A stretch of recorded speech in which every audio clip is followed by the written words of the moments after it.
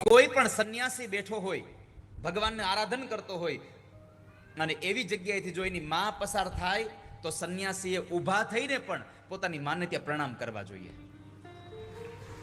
આટલો માનો મહિમા છે. શંકરાચાર્ય ભગવાને કીધું કે માં, હું ભલે જાઉં છું પણ તમે જ્યારે બોલાવશો ત્યારે હું તમારી સેવામાં પાછો આવીશ. કેમ કે આ દુનિયામાં તમે બધેથી મુક્ત થઈ શકો પણ મા બાપના ઋણમાંથી મુક્ત નહીં થઈ શકો ક્યારેય. આ બેના ઋણમાંથી મુક્ત થવું બહુ અઘરું છે.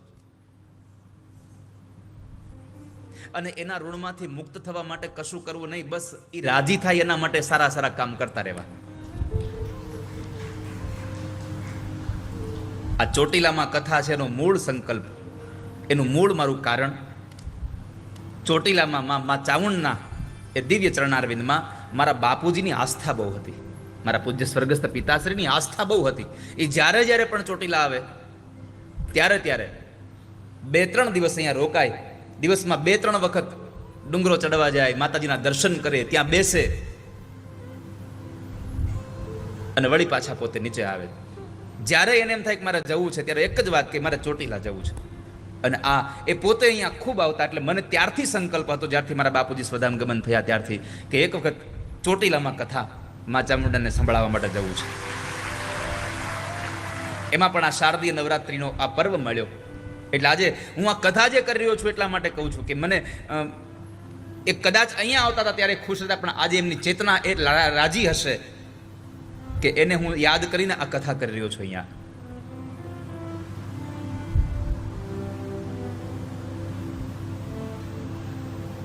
તો માને મળવા માટે વ્યાસ ભગવાન પોતાની માં સત્યવતી પાસે જવા માટે નીકળે છે, જ્યાં પોતાનો જન્મ થયો હતો. એ જન્મ સ્થાન ઉપર આ દુનિયામાં 2 જગ્યા બહુ દુર્લભ છે. એક, જેણે જન્મ આપ્યો એ માં, અને જે જગ્યાએ આપણો જન્મ થયો એ જન્મભૂમિ. આ બેનું સ્થાન બધા જ સ્થાનો કરતા ઉપર છે. જનની જન્મભૂમિશ્ચ સર્ગાદપી ગરયસી.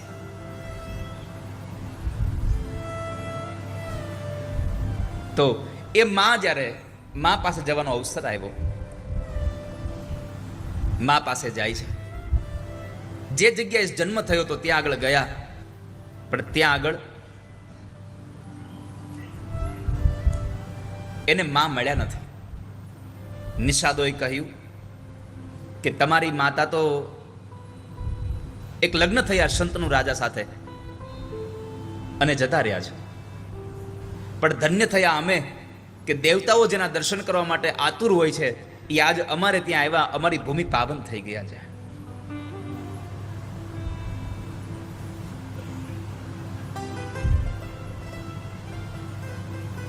એના લગ્ન થયા અને એ જતા રહ્યા છે અહીંયાથી.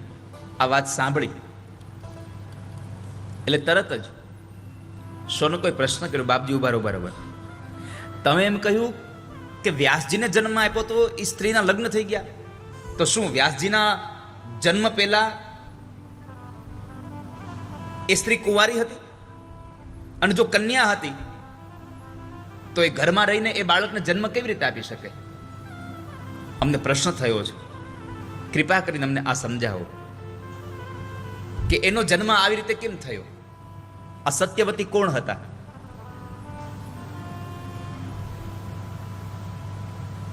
સાંભળો શૌનકો. રાજો પરિચરો નામ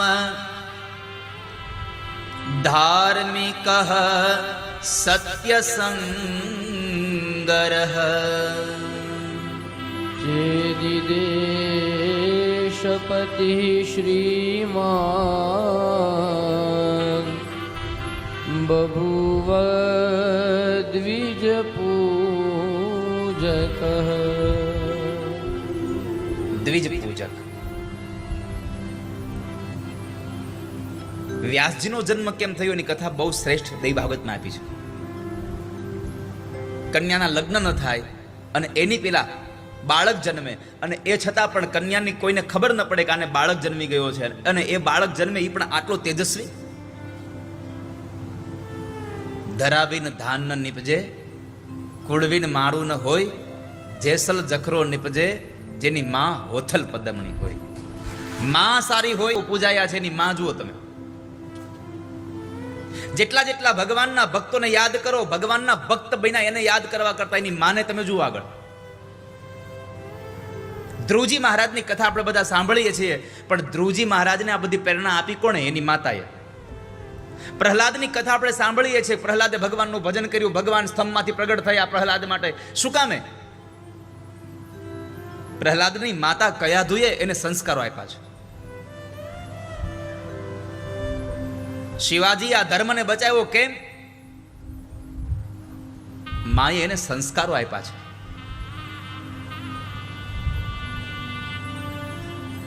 તારે પોપટ લાકડી જેટલા ફેરવા એટલા ફેરવી લેજે, પણ હવે તારા હાથમાં રહેવાની તલવાર.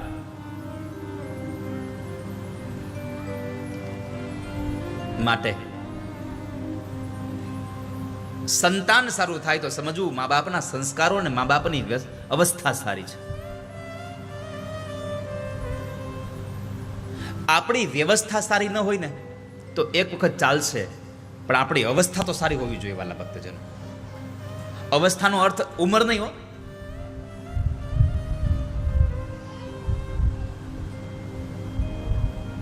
કોઈ માણસ સમૃદ્ધ ન હોય તો ચાલે,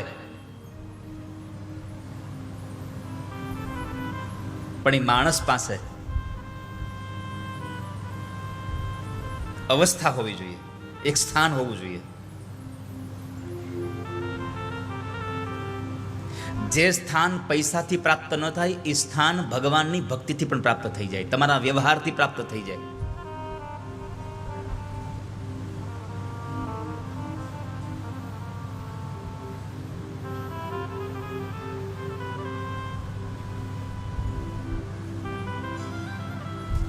તો એ માં કેમ બની શકે? કૃપા કરીને અમારો સંશય ટાળો. અમે પ્રાર્થના કરીએ તમને. સાંભળો. ઉપરીચર નામના એક રાજા હતા, સત્યવાદી હતો, બ્રાહ્મણનો પૂજક હતો અને એ ચેદી દેશનો શાસક હતો.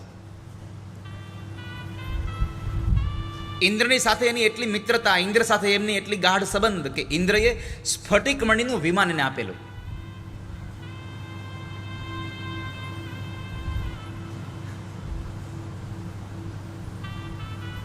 પછી એ રાજા વિમાનમાં બેસી અને સતત ભ્રમણ કર્યા કરતો હતો. પૃથ્વી પર બહુ ઓછો આવતો હતો, એટલે એનું નામ પડ્યું છે ઉપરીચર. ઉપર જ રહેતો એટલે એનું નામ પડ્યું ઉપરીચર. અને એ ઉપરીચર તરીકે પ્રસિદ્ધ થયા. એની પત્નીનું નામ હતું ગિરિકા. ગિરિકા એક વખત ઋતુકાળમાંથી એ સ્નાન કરીને પવિત્ર બની અને પુત્રની ઈચ્છાઓ રાખી. એને પુત્રો હતા, છતાં પણ એને પુત્રની અપેક્ષા કરી. અને એ જ સમયે બરાબર આ ઉપરીચર રાજાને એના પિતૃએ આજ્ઞા કરી કે તમે જંગલમાં જાઓ અને મૃગને મારી લાવો, એનો શિકાર કરીને લઈ આવો.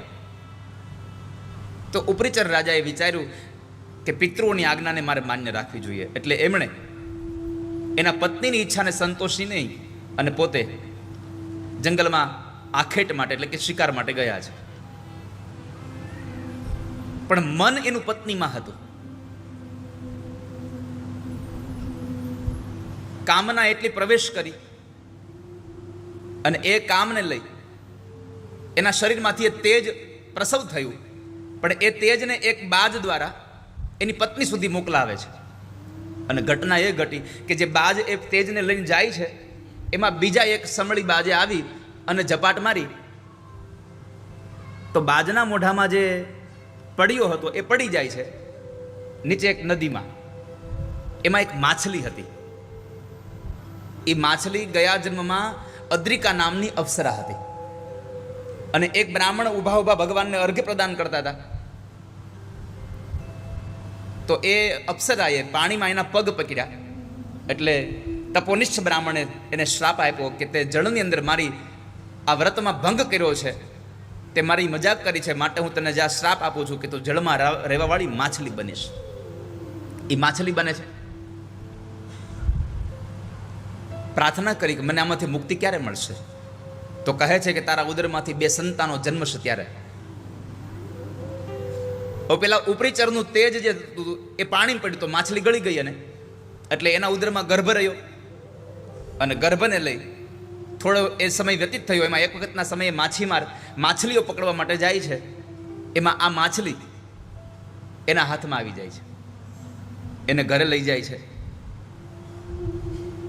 પછી માછલીને જ્યારે ચીરે છે, સમય ઘણો વ્યતીત થઈ ગયેલો હતો, એટલે એ માછલીને ચીરે છે તો અંદરથી 2 બાળકો નીકળ્યા, એક દીકરો અને એક દીકરી. માછલીના ઉદરમાંથી 2 સંતાનો નીકળ્યા, એક દીકરો અને એક દીકરી. માછીમારને આશ્ચર્ય થયું કે હું શું જોઈ રહ્યો છું? માછલીના ઉદરમાંથી 2 બાળકો નીકળે. પેલી માછલી જે અદ્રિકા હતી, અપ્સરા, એ મૃત્યુ પામીને એ શ્રાપમાંથી મુક્ત થઈ ગઈ. પણ આ 2 બાળકોનું શું કરવું? એટલે આ માછીમાર 2 બાળકોને લઈ અને રાજા ઉપરીચર પાસે આવે છે કે આવી ઘટના ઘટી, આ 2 બાળકો અમને મળ્યા છે એટલે તમારી પાસે આવ્યા છીએ. ઉપરીચર રાજાએ દીકરો લઈ લીધો અને દીકરી પાછી આપી દીધી.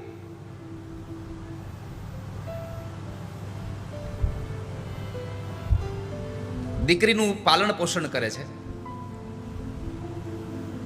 અને એમાં જે દીકરી છે એનું નામ છે મત્સ્યોદરી. બીજું, એના શરીરમાંથી સુગંધ માછલીની આવે છે, એટલે એનું એક બીજું નામ છે મત્સ્યગંધા. તો એ મત્સ્યોદરી, મત્સ્યગંધા ધીમે ધીમે મોટી થઈ અને એના પિતાને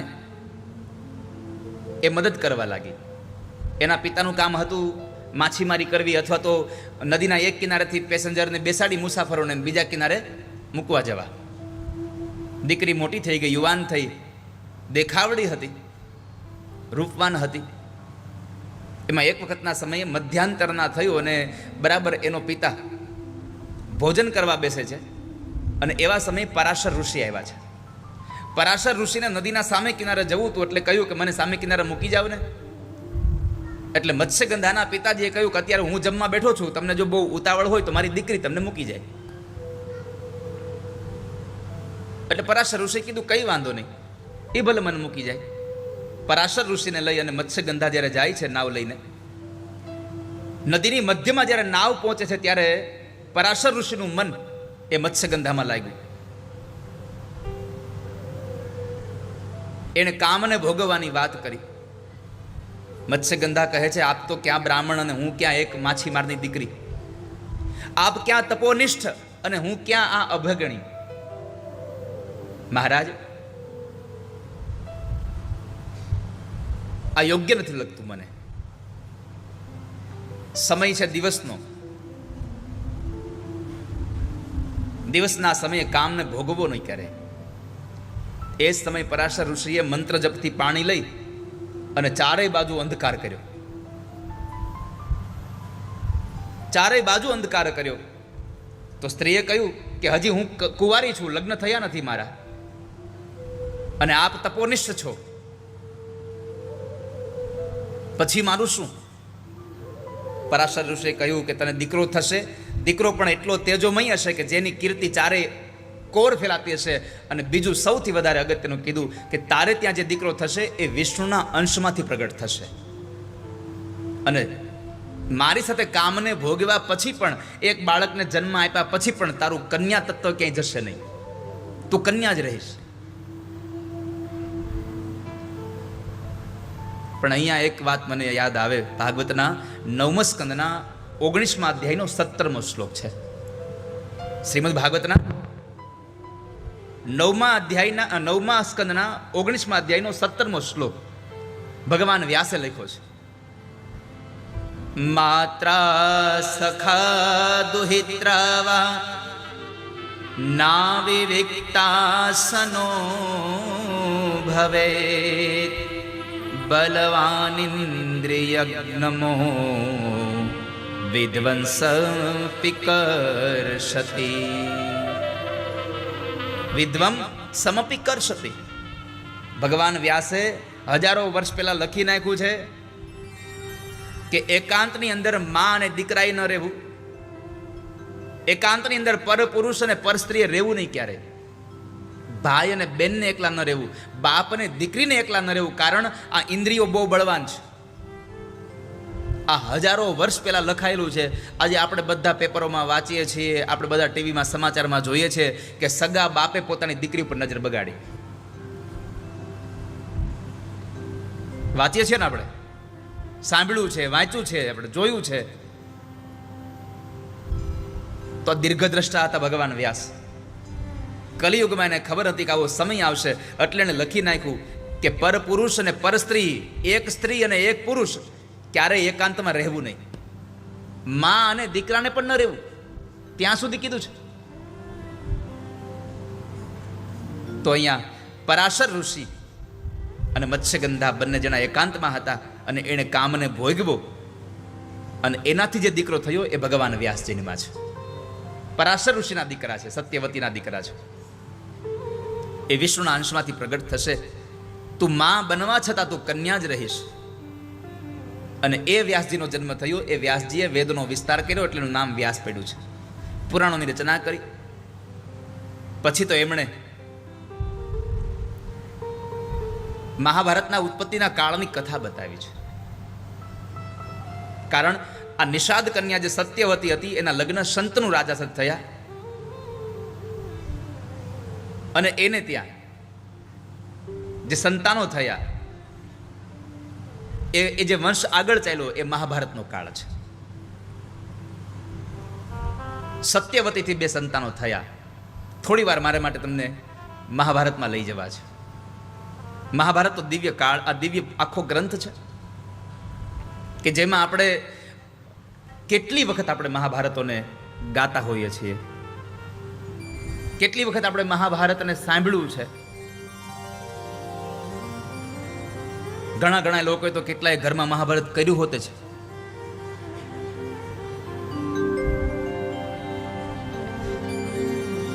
એક યુવાન એક કન્યા જોવા ગયો.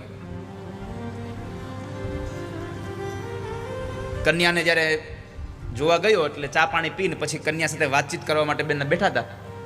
એટલે છોકરાએ પૂછ્યું કે તમને રામાયણ વિશેનું કઈ જ્ઞાન ખરું? અરે હા, મારા દાદીમાં મને બહુ રામાયણ સંભળાવતા, બધું જ્ઞાન છે. રામ જંગલમાં ગયા બધું જ મને ખબર છે. ઓ બહુ સરસ. તમને ભાગવતજી વિશે કઈ જ્ઞાન છે? એ એને કઈ બતાવ્યું બધું કે કૃષ્ણની કથા આવે, આમ છે તેમ છે. શિવપુરાણનું કઈ જ્ઞાન ખરું? તો કે હા, એ બધું મને જ્ઞાન છે, એમાં આટલી સંહિતાઓ આવે, બધું આવે. છોકરાએ પૂછ્યું તમને મહાભારત વિશે કઈ જ્ઞાન ખરું? તો કે હું બધું જ્ઞાન છે પણ અત્યારે કહીશ નહીં, તમારા ઘરે આવીને પછી ભજવીશ, ન્યા કરીશું આપણે.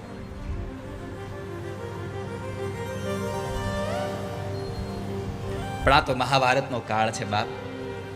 અને મહાભારત શબ્દ યાદ આવે, કેટલા પાત્રો સામે આવે, કેટલા. ખાલી મહાભારત શબ્દ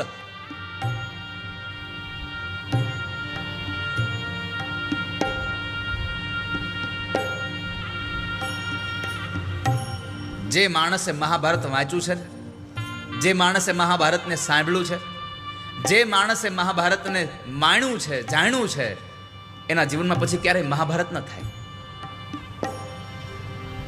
ક્યારેય ન થાય. સીતાજી જો બોલ્યા હોત તો રામચરિત માનસનું નિર્માણ ન થયું હોત, અને દ્રૌપદી જો મૌન રહ્યા હોત તો મહાભારતનું નિર્માણ થયું હોત.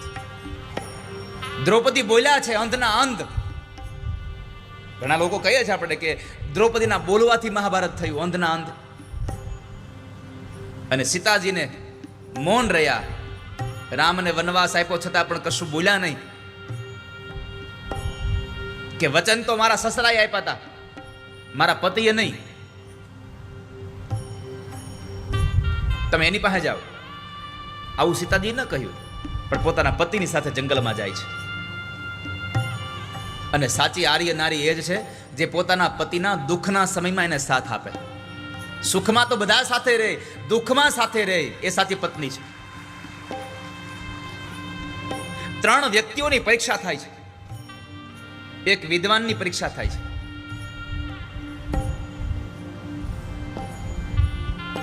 વિદ્વાનની પરીક્ષા, કેટલો વિદ્વાન છે, કેવી વિદ્વત્તા છે જાણવું હોય તો બીજું કાંઈ નહીં, એના હાથમાં ખાલી ભાગવત આપી દો.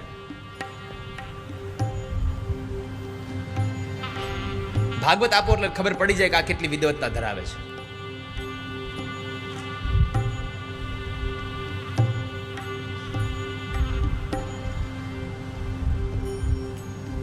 સારું બોલતા આવડી જાય ને એટલે વ્યાસપીઠે બેસી જવું એવું ન રાખવું. મેં આના પહેલા એક વખત કદાચ ક્યાંક બોલ્યો છું અને આજ પુનઃ એકવાર પુનઃ ખાલી મારી એક પ્રાર્થના છે, ટકોર છે કે વ્યાસપીઠે બેહવાની આપણને ઈચ્છા થાય તો સમાજને, ગામને પછી પૂછવું કે ભાઈ હું વ્યાસપીઠે બેહું તો કેમ તમને લાગશે. પેલા પોતાની જાતને પૂછવું કે હું વ્યાસપીઠને લાયક છું કે નહીં. કારણ કે આ વ્યાસજીની પીઠ છે, ગધેડાની પીઠ નથી જે આવીને તે બેહી જાય. જેને મજા આવે એ બેહી જાય અને પછી એને જે મજા આવે એ બોલે પાછા. યાદ રાખજો, મનોરંજન માટે તો કેટલાય તમને સ્ટેજ મળશે. આ વ્યાસપીઠ મનોરંજન. હમણાં તો એક કોઈ નવું કોઈ કથાકાર આવ્યું છે, વ્યાસપીઠે બેહી નાગિનનો ડાન્સ કરે. અરે હિન્દી ફિલ્મના ગીતમાં મુજરો કરે. ધિક્કાર છે એવા વક્તાઓને કે જે આ વ્યાસપીઠની, ભાગવતની મર્યાદાઓ મૂકીને માણસ કથા કરવા બેસી જાય. આ અર્થોપાર્જનનું સાધન નથી. આ ઘણા કહેતા હોય છે કથા હું કામ કરીએ, પૈસા મળે એટલે. પૈસા તો બાય પ્રોડક્ટ છે. તમે કોઈ પણ કામ કરો, મેં હંમેશા કહ્યું છે, સૂત્ર રાખવું કે તમે કોઈ પણ વ્યવસાય કરો ને એ વ્યવસાય તમારો શોખ બનાવો, બાકી પૈસા તો બાય પ્રોડક્ટ આવવાના છે તમારી પાસે. સંપત્તિ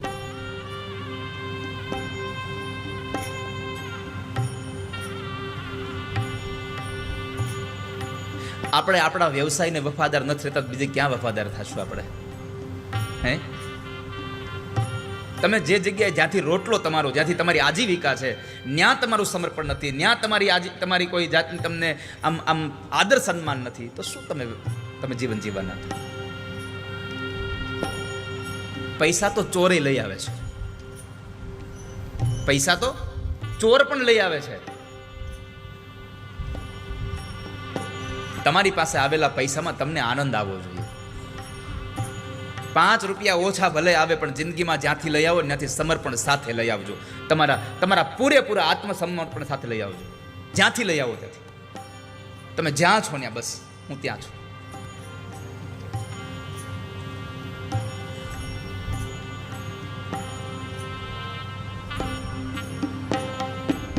મહાભારતનો કાળ એક સત્તા માટે. અથ શ્રી મહાભારત કથા.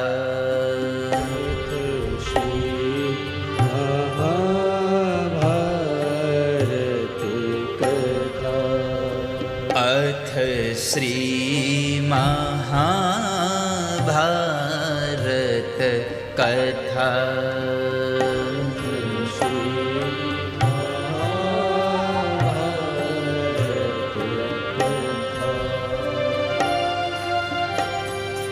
कथा है पुरुषार्थ की, स्वार्थ की, परमार्थ की. कथा है पुरुषार्थ की.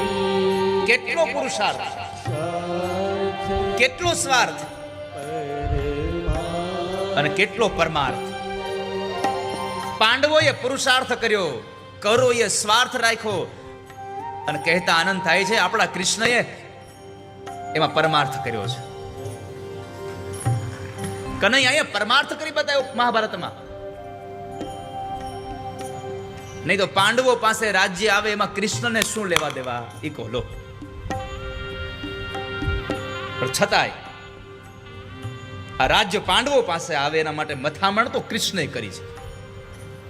કેટલી મથામણ. હું તમને કહેવા માંગુ છું કે કૃષ્ણ ન હોત તો કદાચ પાંડવોની તાકાત જ નહોતી કે યુદ્ધ જીતી શકે.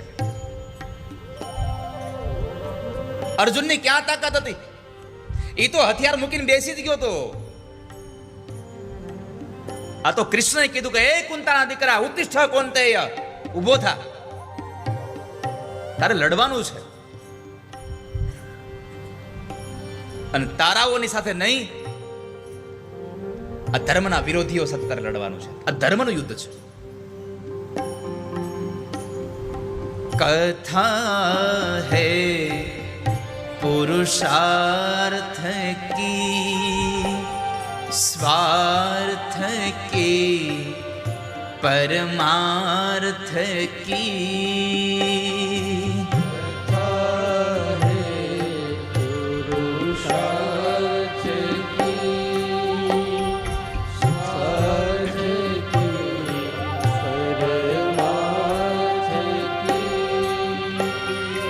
सारथी जिसके बने श्री कृष्ण भारत पार्थ के.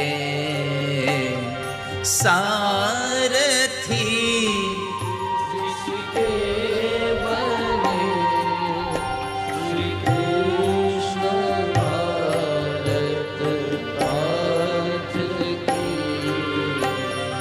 शब्द शीत हुआ शब्द सार्थक सर्वदा. शब्द घोषित हुआ शब्द सार्थक सर्वदा. शब्द घोषित हुआ. મહાભારતના યુદ્ધના ડીમ ઘોષ વાગી ગયા છે. અને એવા સમયે મારે તમને આ જન્મેજય સુધી પહોંચાડવા છે, એટલે મહાભારતમાં લઈ જવા છે થોડી વાર. આ જન્મેજય કોણ? જન્મેજયની કથા સુધી મારે તમને પહોંચાડવા છે.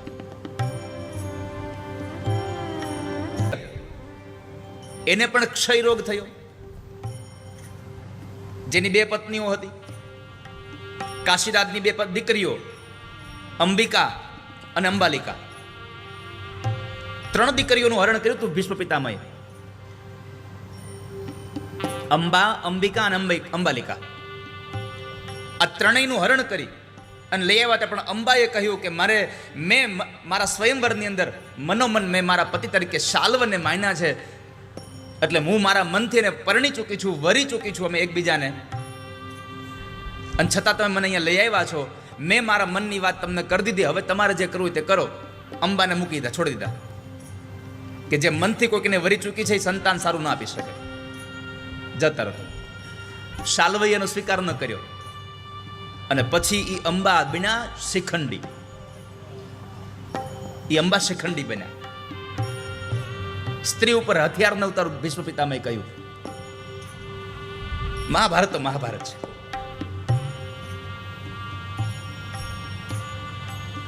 અંબિકા અને અંબાલિકા પણ અહીંયા વિચિત્ર વીર્યને ક્ષયનો રોગ હતો, એટલે એ મરણ પામે છે, સંતાન ન થયા. અને પછી નિયોગ પદ્ધતિ દ્વારા વ્યાસજીને બોલાવવામાં આવ્યા છે. વ્યાસજીને બોલાવીને કીધું કે તમે આ વિચિત્ર વીર્યની બે પત્ની અંબિકા અને અંબાલિકા છે, એના અંદર તમે સંતાનની પ્રાપ્તિ કરાવો. એ સમયમાં નિયોગ પદ્ધતિ હતી, જરૂર નથી સંયોગ, ખાલી આંખથી ગર્ભધારણ થતા હતા. ત્યારે આંખથી ગર્ભધારણ થતું હતું, એ નિયોગ પદ્ધતિ.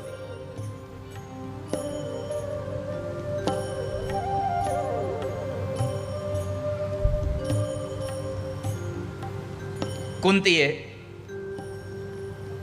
એ બાળક એ બંને અંબિકા અને અંબાલિકાને સમજાવ્યા સત્યવતી. એટલે અંબિકા જ્યારે વ્યાસજી એના ઓરડામાં જાય છે અંબિકાના, અને એ સમયે અંબિકાએ આંખો બંધ રાખી, અને એને જે ગર્ભધારણ થયો એ જન્માંધ દીકરો ધૃતરાષ્ટ્ર જન્મ્યો છે. આંખો બંધ રાખી એટલે આંધળો દીકરો જન્મ્યો. અંબાલિકાને જવાનો વારો આવ્યો તો એણે આખા શરીરે ચંદન લગાડીને ગઈ, લેપ કરીને ગઈ, એટલે એને ત્યાં જે બાળક થયો એ પાંડુ, અને એ પાંડુ એટલે એ પણ રોગગ્રસ્ત હતો. હવે અંધ બાળક રાજ્ય કેમ કરી શકે, આ રોગવાળો બાળક કેમ રાજ્ય કરી શકે, એની ચિંતામાં ફરી પાછું અંબિકાને કીધું કે તમે હજી એક સંતાનને જન્મ આપો. અને એ સમયે અંબિકા ન ગઈ, પણ અંબિકાએ પોતાની દાસી મોકલી. દાસીએ જોયું, ઓહો વ્યાસજી છે, તો વ્યાસજી જેવા આટલા મોટા પવિત્ર માણસ મને ક્યારે મળે, અને એણે હેતથી એનો ગર્ભ સ્વીકાર્યો. એટલે એના ઉદરમાંથી ધર્મના અવતાર એવા વિદુરજી મહારાજનું પ્રાગટ્ય થયું છે. ત્યાં આગળ વિદુરજી જન્મ્યા છે. આ 3 સંતાનો થયા.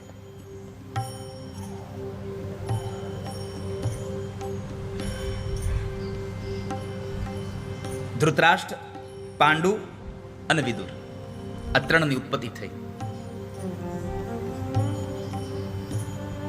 ધૃતરાષ્ટ્રના લગ્ન ગાંધારી સાથે થયા છે. પાંડુના લગ્ન કુંતી સાથે, ભોજ કન્યા. કુંતી સાથે લગ્ન થયા. અને એમાં કુંતીએ તો લગ્ન પહેલા પણ કન્યા અવસ્થામાં એક દીકરાને જન્મ આપેલો. કારણ કે દુર્વાસા ઋષિની એટલી સેવા કરી હતી એને કુંતાએ. કુંતીજીએ એટલી સેવા દુર્વાસા ઋષિની કરી કે દુર્વાસાએ અમોઘ મંત્ર આપેલા કે તું આલે આ મંત્ર, જે મંત્ર બોલીશ એ દેવ આવશે અને તને સંતાન પ્રાપ્તિ થશે. તું જેની ઉપાસના કરીશ એનાથી તને સંતાન થશે. અને એવા સમયે સૂર્યની ઉપાસના કરી કુંતીએ કન્યા અવસ્થામાં. એ મંત્ર સાચા છે કે નહીં એને જોવા માટે. અને કુંતાએ જ્યારે એ કન્યા અવસ્થામાં સૂર્યની ઉપાસના કરી, ભગવાન સૂર્ય આવ્યા. સૂર્યએ કહ્યું કે હવે કામને ભોગવો તમે. કુંતાએ ના પાડી કે હું કન્યા છું, મારા લગ્ન થયા નથી, અને મારાથી બાળક થાય તો મારે શું કરવું. સૂર્યએ કહ્યું કે હવે તમે મારી ઉપાસના કરી છે, ફળ તો મળશે. અને એ સમયે એને ગર્ભ રહ્યો, અને એ ગર્ભમાંથી જે બાળક જન્મ્યો એ કર્ણ જન્મ્યો છે. પેલો વેલો કુંતાની કુખમાં પેલો વેલો કર્ણ જન્મ્યો. અને કર્ણને યાદ કરીએ તો ખાલી કર્ણ કહેતા આપણને શરમ આવે. આ દુનિયા એને વ્યાસપીઠથી એને માન, સન્માન, આદર ભાવ સાથે કહે છે કે દાનેશ્વરી કર્ણ જન્મો તો કુંતાના કુખે. કેમ આટલો આપણે કર્ણનું નામ સાંભળીને આપણને આટલો આનંદ કેમ થાય છે? આ દુનિયામાં જેને જેને સંસારમાં કોઈકને આપ્યું છે ને કશું, એને સાંભળીને પણ લોકો આનંદિત થાય છે. કર્ણએ મર્યો ત્યાં સુધી દાન આપ્યું છે. મર્યો ત્યાં સુધી. નામ રહંતા ઠકરા નાણા નહીં રહન. આ દુનિયામાં નામ રહે છે, કોઈનું નાણું રહ્યું નથી. સંપત્તિ ક્યારેય રહેતી નથી. સંપત્તિથી તમે સારા કામ કર્યા છે તો તમારું નામ આ સંસારમાં રહેશે. બાકી તમારા જ પૈસેથી ખરીદેલું મકાન, તમારા નામની પ્લેટ હશે, પણ તમારો દીકરો સારી નોકરીએ ચડી જશે એટલે તમારું નામ નીકળી જશે. જીવતા છો ત્યાં જ દીકરાનું નામ આવી જશે.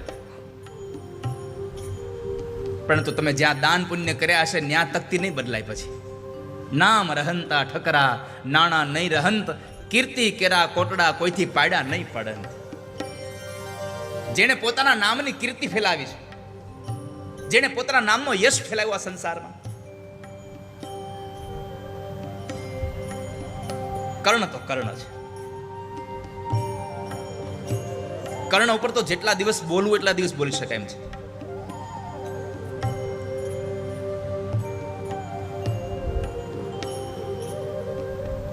જે માણસે પોતાના પ્રાણની ચિંતા ન કરી પણ બ્રાહ્મણના વેશમાં આવેલા માણસને પોતાના કવચ અને કુંડળ આપી દીધા, લઈ જા. અરે કુંતા જ્યારે જાય છે ને, કર્ણ સૂર્યના આમાં અર્ઘ્ય પ્રદાન કરે છે, કમર સુધીના પાણીમાં ઊભો છે. અને એવા સમયે એક ધૂળની ડમરી ઉડતી ઉડતી આવે છે. માં કુંતા આવે છે. જ્યારે કુંતા નદીના કિનારે કર્ણનું ઉતરીએ જે વૃક્ષની ડાળી ઉપર મૂકેલું હતું એની આડી સંતાઈ જાય છે અને ત્યાંથી જોવે છે પોતાના દીકરાને.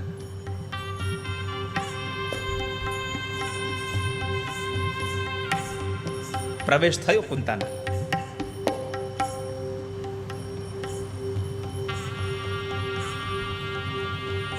કર્ણએ જ્યારે કુંતાને જોયા,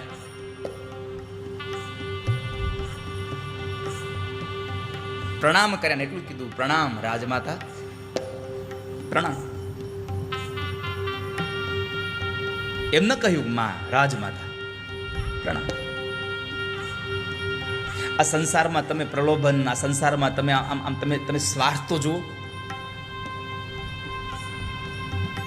કુંતા માગવા કશું આવ્યા છે પણ કશું બોલી નથી શકતા, હોઠ ફફડે છે ખાલી. માગો શું આપો? What is your demand? ક્યાં ચાહીએ આપકો? શું જોઈએ છે?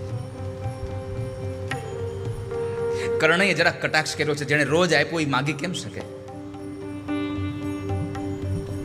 કેમ માગી શકે? પણ માગો શું જોઈએ છે?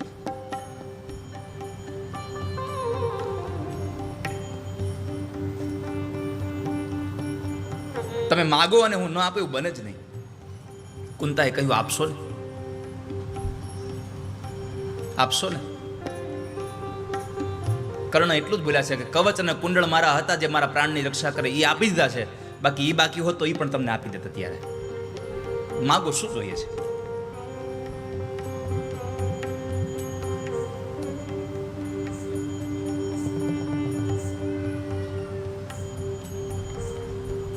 કર્ણએ તો ધીરેન્દ્રદા કુંતાના મોઢે કહી દીધું કે 5 પાંડવો જીવતા રહેશે એમાં અર્જુન જ જીવશે. કેમ? મરે છે શરીર, પ્રાણ ક્યારે મરતો નથી. અને પ્રાણ અર્જુન છે, શરીર હું છું, એટલે હું મરીશ.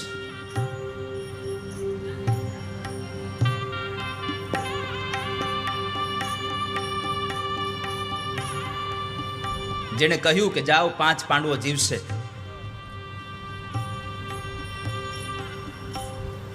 કર્ણને ખબર હતી હો કે અમારી માં છે.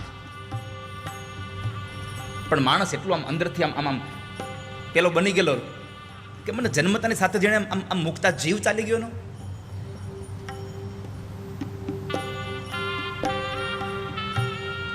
પણ આ દુનિયામાં પરિસ્થિતિ જેટલું તમને ખોટું કરાવે એટલું બીજું કોઈ ન કરાવે.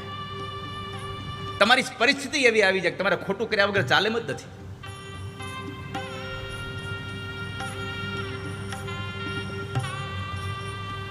અથ શ્રી મહાભારત કથા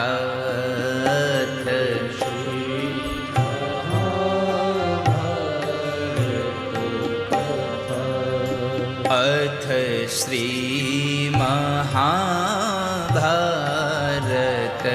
કથા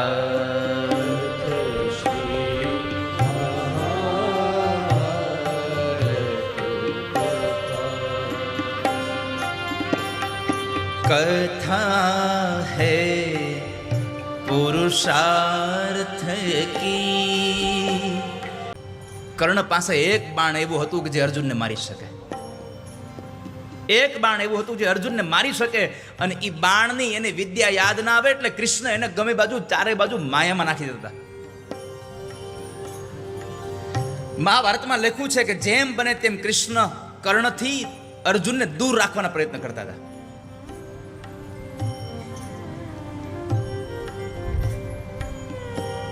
और एक रात ऐसी बनी छावनी में शोक, भीतर में शोक और छावनी के बाहर कोई उत्सव मना रहा था.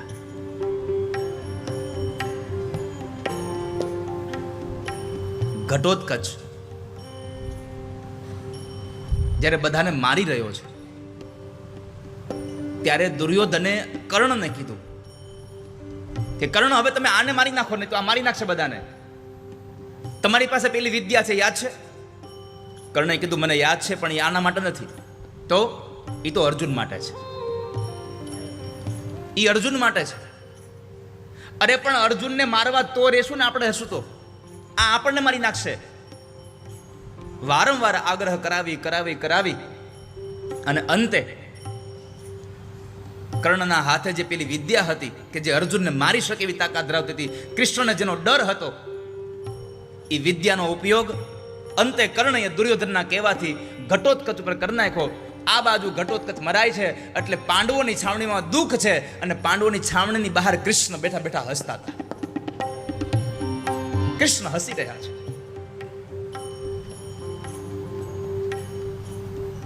ધર્મરાજ યુધિષ્ઠિર આવીને કહે છે, પ્રભુ શું કરો તમે? આ તમે હસો છો? અમારો દીકરો મરાયો છે, અમારો દીકરો મરી ગયો ને તમે હસો છો? કેમ હસો છો તમે? ભગવાને કીધું આ સંસારમાં જન્મે એને મરવાનું તો હોય જ, પણ તમારો દીકરો કર્ણના બાણે મર્યો ને, એ કર્ણએ બાણ માર્યું ને મર્યો ને, એટલે મને આનંદ છે એ વાતનો કે કર્ણ જેનાથી અર્જુનને મારી નાખવાનો હતો એ બાણ એની પાસેથી નીકળી ગયું. હવે યુદ્ધ તમારા હાથમાં છે. આ ચિંતા કૃષ્ણએ કરી છે.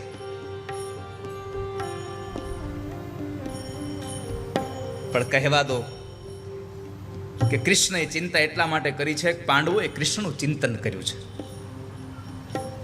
પાંડવો કૃષ્ણને ભૂલ્યા જ નથી, અને જ્યાં જ્યાં કૃષ્ણને ભૂલી ગયા, જે જગ્યાએ પાંડવો કૃષ્ણને ભૂલી ગયા એ જગ્યાએ દુઃખી થયા છે. પરમાત્માએ કહ્યું છે બધી જ વાત કૃષ્ણને પૂછ્યા વગર કોઈ કરે નહીં. બધી જ વાત કૃષ્ણને પૂછ્યા પછી આગળ વધારે. એકમાત્ર જુગાર રમવા ગયા ત્યારે કૃષ્ણને પૂછ્યું નહીં. જુગારનું ન પૂછ્યું કૃષ્ણને કે રમીએ કે નહીં. પણ તમને એ પણ મારે કહેવું છે કે યુધિષ્ઠિરને જુગાર રમતા આવડતું નહોતું, પાંડવોને જુગાર રમતા આવડતું નહોતું, છતાં બેસી ગયા. કેમ? તો કહે છે કે ધૃતરાષ્ટ્રની આજ્ઞા હતી અને કહેતા હતા કે અમારા વડીલોની આજ્ઞા અમારા માટે અમારું પતન થઈ જાય તો પણ શિરોમાન્ય હોય, એટલા માટે રમવા માટે બેસી ગયા હતા. અથ શ્રી મહા અને 2 સંતાનોના મંત્ર એમણે માદ્રીને આપ્યા.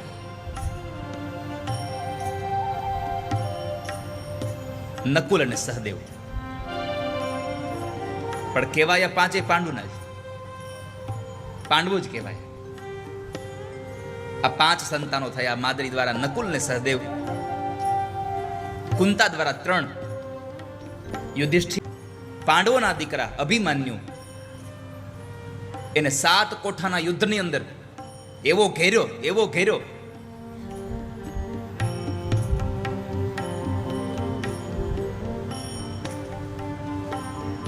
આ બધાને મારવા પાછળનું એક કારણ એ હતું પણ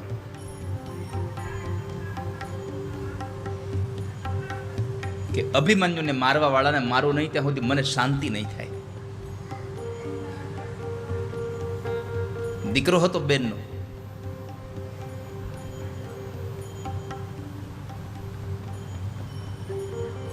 અભિમન્યુને જ્યારે મારે છે અને પછી અભિમન્યુના વિધવા પત્ની ઉત્તરાના ઉદરમાંથી પરીક્ષિત મહારાજનું પ્રાગટ્ય થાય છે. એ પરીક્ષિતને પણ ગર્ભની અંદર કૃષ્ણએ બચાવ્યા, એનું રક્ષણ કર્યું.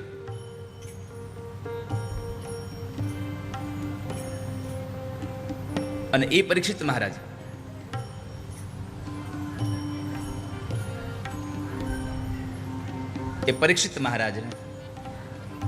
શમીક ઋષિના પુત્ર શિંગીનો એક શ્રાપ હતો. એટલે એ શાપને લઈ એને તક્ષક નાગનો દંખ થાય છે. પણ એ શાપને લઈ અને પોતે ગંગાના કિનારે ભાગવતજીને સાંભળવા માટે નીકળી ગયા હતા. જે ભાગવત મુક્તિ અને ભુક્તિ આપવા વાળો, જે મુક્તિ આપનારી છે, મોક્ષ ગતિ આપનારો ભાગવત, મોક્ષ ગતિ પ્રાપ્ત થાય છે. એટલે તમે જુઓ પિતૃઓના મોક્ષાર્થે ભાગવત કથા હોય છે. અને એટલા માટે જ વારે વારે વર્ષમાં 1-2 આયોજન એવા કરીએ કે જેમાં સૌ લોકો પોતાના પિતૃઓ માટે પોથી કરાવે, ભાગવતજીની પોથી નોંધાવે ને એમાં પોતાના પિતૃઓને નાની એવી રકમથી માણસ ભાગવત કથાનો મનોરથી બની શકે. કારણ કે આખી કથા એક માણસ કરવા જાય તો કેટલા રૂપિયાનો ખર્ચ થાય.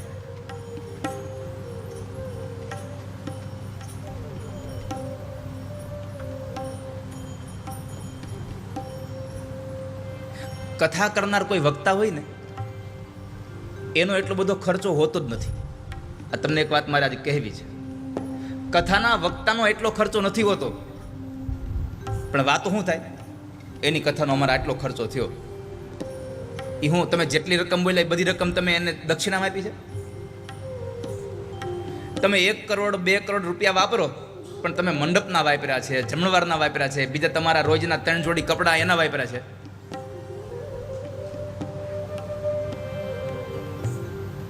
હું તમને લખીને દઈ શકું, આખી કથાનો 10મો ભાગ વક્તાઓનો હોય છે. જેટલો ખર્ચો થાય ને એમાંથી 10મા ભાગનો જ ખર્ચો ખાલી વક્તાઓનો હોય છે, બાકીનો બધો જ ખર્ચો તમારો આ ડોમ, આ જમણવાર, બીજા ત્રીજા જે કાંઈ કરો છો એના છે.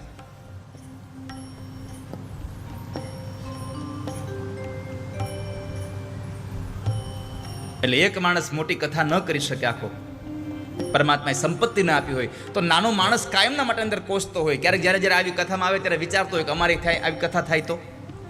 એટલે એના માટે મેં વારે વારે વર્ષમાં 1-2 વખત એવા આયોજન કરતો હોઉં છું કે એકાદું આયોજન તીર્થમાં લઈ જાઓ કે જ્યાં કોઈ પોતે પોતાના પિતૃના મોક્ષાર્થે પોથી કરી શકે, અને ક્યારેક કોઈ એવા શહેરમાં કથા કરીએ કે જ્યાં આજુબાજુના વિસ્તારના લોકો પોથીના યજમાન બની શકે. એટલા માટે આ વખતે ચૈત્ર મહિનામાં રામનવમીથી લઈ અને હનુમાન જયંતિની કથા, આ 2 દિવસ અત્યંત એવા પવિત્ર રામનવમી અને હનુમાન જયંતિ, ચૈત્ર મહિનાની નોમથી ચૈત્ર મહિનાની પૂનમની કથા રાજકોટમાં રાખી છે સર્વ પિત્રોના મોક્ષાર્થે. રાત્રિની કથા છે.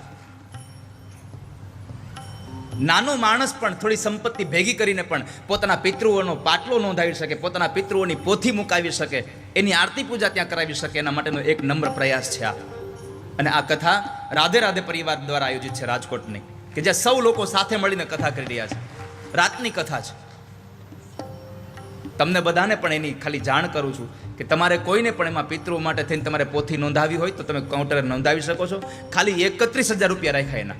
કેમ કે નાનો માણસ પણ થોડીક કરકસર કરીને પણ પૈસા ભેગા કરીને પણ 31,000માં પોતે પોતાના પિતૃઓના મોક્ષ માટે ભાગવત કથા કરાવી શકે. એટલા માટે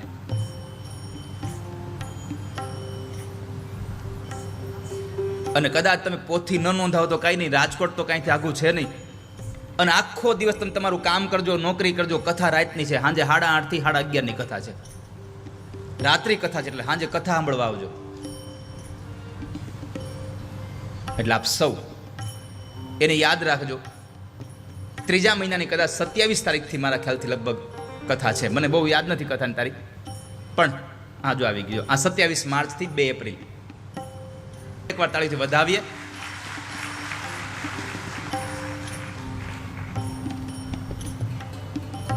તો આ કથાથી જે ભાગવત કથા સાંભળીને પરીક્ષિતને મોક્ષ મળે એના માટે એ જતા રહ્યા પોતાના દીકરા જન્મે જઈને રાજ્ય સોંપીને. પણ એ જન્મે જે રાજા, એને આટલો બધો આવેશ આવ્યો, એટલો બધો ક્રોધ આવ્યો કે મારા પિતાજીને અર્જુન પુત્રને આ સર્પે ડંખ આપ્યો. ઉત્તંકના કહેવાથી એમણે સર્પ યજ્ઞ કર્યો. અને સર્પ યજ્ઞમાં એણે એવી વ્યવસ્થા કરી કે ધરતીમાં ક્યાંય પણ સર્પ દેખાય તેને પકડી અને યજ્ઞકુંડમાં નાખી દે. યજ્ઞકુંડમાં એ સર્પોને હોમતો ગયો. પણ આસ્તિક મુનિના કહેવાથી, જે જરત્કારુના દીકરા હતા, જેની માં જરત્કારુ, જેનો પિતા જરત્કારુ, માં અને પિતા બેયનું યજ્ઞને જ્યારે યજ્ઞની અંદર સાપને હોમવામાં આવતા હતા ત્યારે સર્પ બધા ગયા ભગવાન પાસે કે હવે શું કરવું અમારે? તો કહે છે કે તમે જરત્કારુને પ્રાર્થના કરો અને તમારા વાસુકી નાગની બહેન જે જરત્કારુ છે એના લગ્ન જરત્કારુ સાથે કરાવી દો. વાસુકી નાગની બહેનનું નામે જરત્કારુ અને જરત્કારુ ઋષિ સાથે લગ્ન કરાવ્યા અને એના દ્વારા એક દીકરો થયો આસ્તિક. અને એ આસ્તિકે જન્મેજીને સમજાવ્યા કે આ યજ્ઞ કરવાથી સાપને બાળી નાખવાથી તમારા પિતાને મોક્ષ નહીં થાય. તમારા પિતાને મોક્ષ મેળવવો હોય તો એક કામ કરો, વ્યાસજીને મળો ને દેવી ભાગવતની કથા સાંભળોની પાસેથી ભગવાનના નામનું સ્મરણ કરો. ઘણી વખત લોકો નથી કહેતા હું એનું આમ ન કરી નાખું ત્યાં સુધી મને શાંતિ નહીં થાય. એ એમ કરવાથી નહીં તને શાંતિ નહીં મળે. શાંતિ જોતી હોય તો પરમાત્માનું સ્તવન કરી લેવાના ભગત, ઈશ્વરનું ભજન કરી લે. પણ જરત્કારુના આ આખા દિવ્ય પ્રસંગમાં, એના લગ્નોત્સવમાં, એના દિવ્ય દાંપત્ય જીવનમાં એક સમય, એક ઘટના, એક સંદેશો આખી દુનિયા માટે બહુ અગત્યનો છે. સ્વધર્મે નિધનમ શ્રેય પરધર્મો ભયાવહ. પોતાના ધર્મ માટે મરી જવું પણ છતાં પાછો પગ ન કરવો, આવું જરત્કારુ સ્ત્રી, જે જરત્કારુની પત્ની છે, વાસુકીની બેન છે, એમણે ધર્મ માટે મરી જવું પણ મારો પગ પાછો ન કરવો, એની એક ઘટના બતાવી છે. જરત્કારુ ઋષિને સંધ્યાવંદનનો ક્રમ હતો, પણ એક વખતના સમયે મધ્યાંતરે બરાબર સૂવા માટે પડ્યા. બાજુમાં એના પત્ની જરત્કારુજી બેઠા છે. જરત્કારુ ઋષિ કહીને સૂતા છે મુનિ, કે મને ઉઠાડીશ નહીં, હું જ્યાં સુધી જાગું નહીં ત્યાં સુધી મને જગાડીશ નહીં તું, અને જો તું મને જગાડીશ તો હું તારો ત્યાગ કરી દઈશ. કઈ વાંધો નહીં. પણ ઘટના એ ઘટી કે જરત્કારુ મુનિને એટલી ઊંઘ આવી ગઈ થાકવાને લઈને કે સાંજની સંધ્યાનો સમય વયો જતો હતો. સાંજની સંધ્યાનો સમય વયો જતો હતો એટલે જરત્કારુજી જે એની પત્ની હતા એને વિચાર આવ્યો કે મારા પતિનો ધર્મ તૂટી જાય છે, જો નહીં જગાડું તો સંધ્યા નહીં કરી શકે, અને સંધ્યા નહીં થાય તો ધર્મ તૂટશે, અને ધર્મ તૂટે પછી માણસો નરકને ભોગવે છે, યાતનાઓને ભોગવે છે. જ્યાં જ્યાં ધર્મ તૂટ્યા છે ત્યાં ત્યાં યાતનાઓ થઈ છે. શું કરું? જો જગાડીશ તો મારો ત્યાગ કરી દેશે, નહીં જગાડું તો મારા પતિનો ધર્મ તૂટશે, આ સનાતન ધર્મને હાનિ થશે. અનેક વિચારો કર્યા પછી કીધું કે મારો ત્યાગ કરી દે મને પોસાય, પણ મારો પતિ ધર્મથી હટી જાય, ધર્મ એનાથી તૂટી જાય એ ન પોસાય. એટલે જરત્કારુજીએ પોતાના પતિ જરત્કારુને જગાડ્યા, જાગો, સંધ્યાનો સમય થયો છે. અને ક્રોધમાં આવીને કહ્યું, મેં તને કહ્યું તું કે મને જગાડીશ નહીં, હું તારો ત્યાગ કરી દઈશ. એનો ત્યાગ કર્યો અને પછી આસ્તિકનો જન્મ થયો છે. પણ સ્વધર્મે નિધનમ શ્રેય. ખાલી આ વર્ષો પહેલા આવી ઘટના ઘટી છે ઋષિમુનિમાં એવું નહીં. શીખ સંપ્રદાયમાં 9મા ગુરુ સત્ય ઘટનાનો પ્રસંગ છે.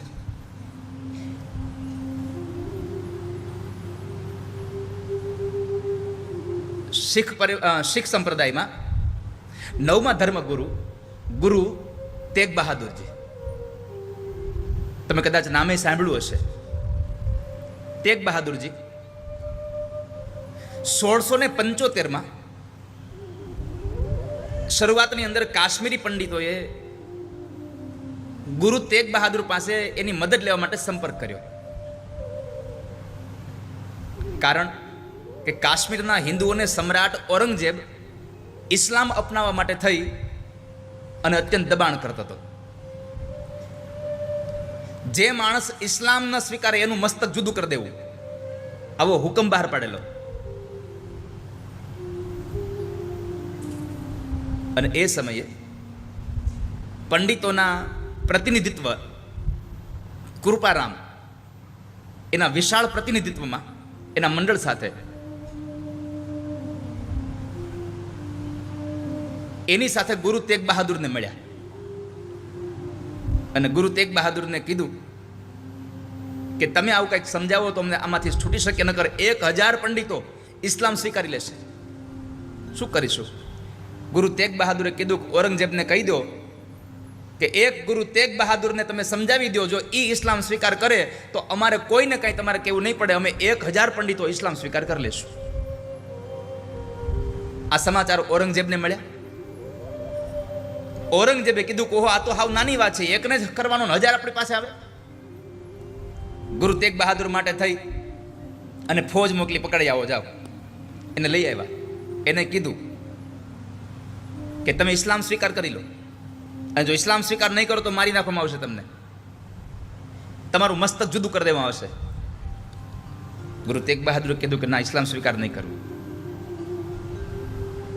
કથામાં લખ્યું છે ગુરુ તેગ બહાદુરને એના સાથીઓ સાથે, એના સેવકો સાથે, એના ભાઈઓ સાથે કેદખાનામાં કેદ કરે છે. એટલું અમાનવીય એની સાથે વર્તન કરવામાં આવ્યું, એટલો એને ત્રાસ આપવામાં આવ્યો. 5 દિવસ સુધી સતત ત્રાસ આપ્યો. છતાં ગુરુ તેગ બહાદુરે એમ ન કીધું કે હું ઇસ્લામ સ્વીકાર કરું છું. અમાનવીય રીતે, શબ્દોની મર્યાદા સાથે કહું છું કે અમાનવીય રીતે તેગ બહાદુરજીને ખૂબ હેરાન કર્યા, ખૂબ ત્રાસ આપ્યો. છતાં પણ એ માણસે ઇસ્લામ સ્વીકાર ન કર્યો. આટલાથી ઔરંગઝેબનું મન ન રાજી થયું તો એમણે જ શું કર્યું? છેવટા એના સેવકોને જે લઈ આવ્યા હતા એમાં સાથીદારોને મારવાનો આદેશ કર્યો છે. ગુરુને સાંકળથી બાંધી પાંજરામાં કેદ કર્યો. આધીન થવા માટે અત્યંત એવો એને દબાણ કર્યું, છતાં પણ આધીન ન થયા ગુરુ તેગ બહાદુરજી. પછી એના પ્રતિષ્ઠિત ભક્તોમાં એક ભાઈ મતીદાસ હતા. મતીદાસને ગુરુ તેગ બહાદુરની આંખ સામે જીવતે જીવતા કરવતથી કાપ્યા. છતાં પણ ગુરુ તેગ બહાદુરે ઇસ્લામ સ્વીકાર ન કર્યો. એનો જ બીજો ભાઈ દયાલદાસ, એને ઉકળતા પાણીમાં ઉકળતા તેલમાં નાખીને એને તળવામાં આવ્યા, જીવતા તળે છે, છતાં ગુરુ તેગ બહાદુરે ઇસ્લામ સ્વીકાર ન કર્યો. અને એનો ત્રીજો ભાઈ સતીદાસ, એને જીવતા જ ચૂલા ઉપર શેકવામાં આવ્યા, છતાં ગુરુ તેગ બહાદુરે એનો ઇસ્લામ સ્વીકાર ન કર્યો. અને અંતે આ લોકો ઔરંગઝેબ થાકી અને દિલ્હીના ચાંદની ચોકમાં ગુરુ તેગ બહાદુરનું મસ્તક કાપી નાખ્યું. જે માણસે પોતાના ભાઈઓને પોતાની સામે મરતા જોયા પણ ઇસ્લામને સ્વીકાર ન કર્યો. સ્વધર્મે નિધનમ શ્રેય પર ધર્મ ભયાવહ. માણસ પોતાના ધર્મ માટે મરવાનું પસંદ કરે છે, પણ હું બીજો ધર્મ અપનાવીશ નહીં ક્યારે. જરદ કારોજીએ પોતાના પતિને ગાયત્રીની માળા ફેરવા વગર ઘરમાંથી નીકળશો નહીં ક્યારે. બ્રાહ્મણના સંતાન છે તો કપાળમાં ચંદન કરી નીકળીએ, માથામાં શિખા રાખીએ. દુનિયા ભલે ને જે બોલવું તે બોલ્યા કરે, મજાક મશ્કરી કરશે તમારી દુનિયા, પણ એને ખબર નથી હવે આ વાયર વાળી સિસ્ટમ આવી. આજકાલનું વિજ્ઞાન હમણાં આવ્યું કે વાયરલેસ ફોન આવ્યા, આ બધું આવ્યું વાયરલેસ હમણાં. બ્રાહ્મણોની વિદ્યા પહેલેથી વાયરલેસ હતી. આ ખાલી ચોટી હતી, એ જ અમારું એન્ટેના હતું, સીધું પકડાઈ જાય, સીધો જ તાર જોડાઈ જાય. માટે કહું છું, કારણ કે રાઉટર તો જોઈ ને, રાઉટરમાં ખબર ઓલા ખીતોડા હોય એવા, પછી ઘણા લોકો જે બાજુ બે બાજુ કરી નાખ્યા, કોકની ઘરે ત્યાં હોય તો મોવડી નાખે થોડું. અહીંથી વિદેશ જાય ને, વિદેશ એટલે પહેલી વેલી ઉઘરાણી કરી, ભાઈ વાઈફાઈ આપો ને, પહેલી વેલી ઉઘરાણી વાઈફાઈની કરી. એમ અમેરિકા જાય ને તો હવે તો સારું છે, એમાં જેવા મોબાઈલ લઈ લે છે ભેગો. ત્યાં જઈને પેલું અહીંથી ઉતરીને પહેલાં તો કાર્ડ આવી ગયું એનું. આટલો તો એ આમ તમે જુઓ તો ખરે કેટલો આમ હે. આ વખતે એક નવું જોવા જેવું હતું મારે. આની પાસે કાર્ડ હતું અમેરિકામાં, એટલે એનો મોબાઈલ હાલે. હવે મારો ઓલા નિલેશભાઈ, ગજેન્દ્રભાઈ ને, હા ગજેન્દ્રભાઈ, આની પાસે કાર્ડ કેવું કાંઈ હતું ને, એટલે કોકના ઘરે જાય તો વાઈફાઈ પકડાવે. હવે અમારે એક જગ્યાએથી બીજી જગ્યાએ જવામાં કદાચ લગભગ 8-10 કલાકનો રસ્તો હોય, એટલું દૂર હોય. હવે ગાડીમાં આવે તો એને ક્યાંથી વાઈફાઈ આવે? તો ગાડીમાં ડબલું લીધું આવડું બધું વાઈફાઈનું. હા વાયરલેસ ભેગું લીધું ગાડીમાં, એમાં ગાડીમાં પિન નાખે. બોલો,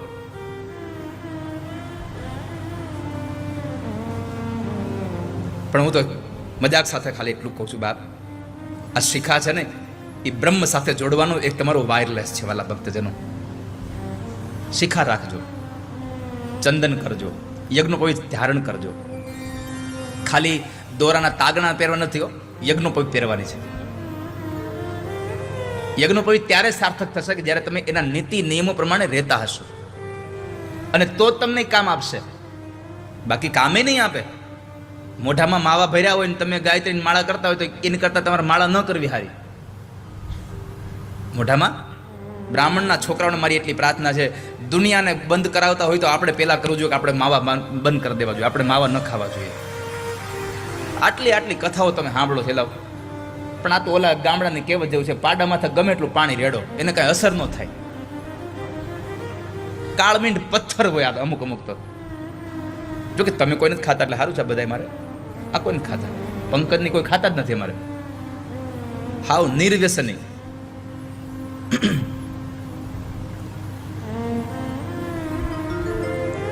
આ એ છુપીને ખાતા હોય તો મને ખબર નથી, અને મને ખબર નહીં એમ ખાતા હોય તો અહીં બંધ કરી દેજો. લાવ એમાં તું કેટલા ખાશો આખો દિના? નથી ખાતો તમાકુ?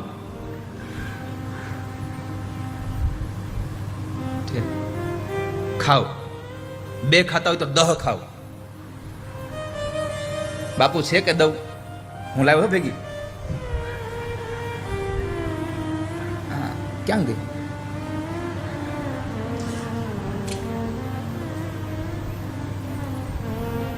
હું આ બાજુ જોઉં તો હવકું નીચું જોઈ જાય છે.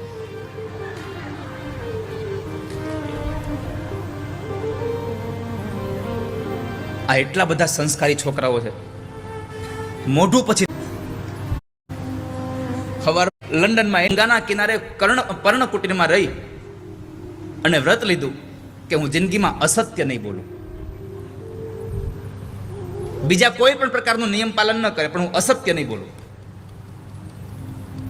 હું તો દેવ યોગને લઈને મૂર્ખ બન્યો છું, મારો જન્મ વ્યર્થ થયો. આ સંસારમાં અમુક અમુક વસ્તુ ન હોય ને છતાં એ બીજી વસ્તુ હોય ને તો મૂર્ખ થાય છે. એ સમય એનો એ જન્મ નિષ્ફળ ગયો. દેવ ભાગવત એમ કહે છે, યથા વંધ્યા સુરૂપા ચ યથા વા નિષ્ફલો દ્રુમ અદુગ્ધા દોહા ધેનુશ્ચ તથાહમ નિષ્ફલ કૃતઃ. સ્ત્રી સુંદર હોય પણ વંધ્યા હોય તો એની કોઈ કિંમત નથી. વૃક્ષ ગમે તેટલું મોટું હોય પણ એમાં ફળ ન લાગે તો એ વૃક્ષની કોઈ કિંમત નથી. અને ગાય ગમે તેટલી સારી હોય પણ દૂધ ન દેતી હોય તો એ ગાયની કોઈ કિંમત નથી આ સંસારમાં. તથાહમ નિષ્ફલ કૃતઃ. બધા લોકોમાં એની વાત ફેલાઈ ગઈ કે આ માણસ સત્ય બોલનારો છે, એટલે એને બધા લોકો ઉતથ્યના બદલે સત્યવ્રતી કહીને બોલાવતા હતા.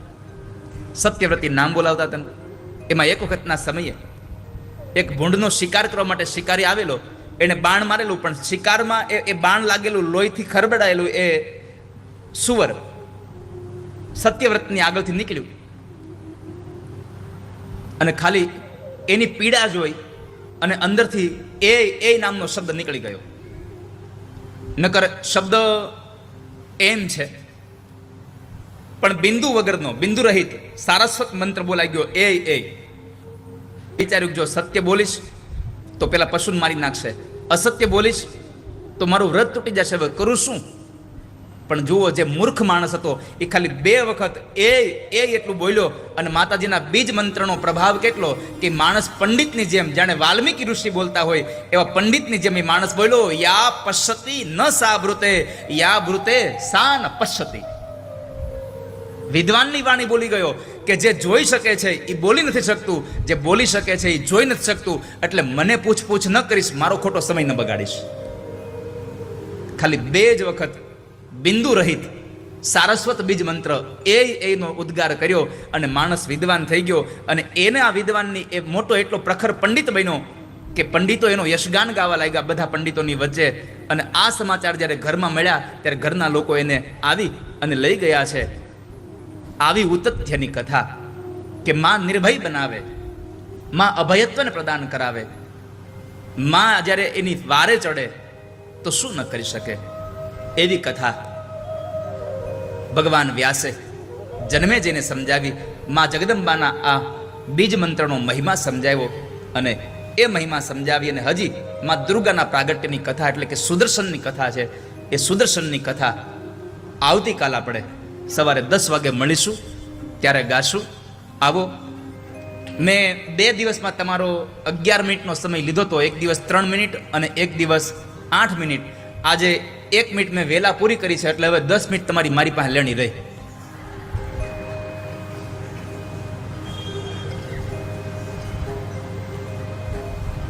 જો કોઈ પ્રાગટ્ય કઈ ન હોય તો આ મજા છે, પ્રસંગો આ મજા છે. સમજ્યા તમે કે ગમે ત્યારે ગમે ત્યાં કથા કરી શકાય ને વળી પાછું પહોંચી શકાય.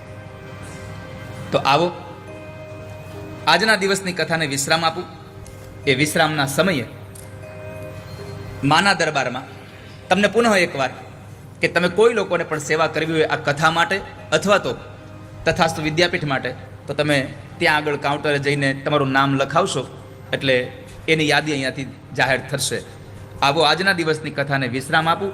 વિશ્રામના સમયે 2 મિનિટ માટે ભાવથી માના દરબારમાં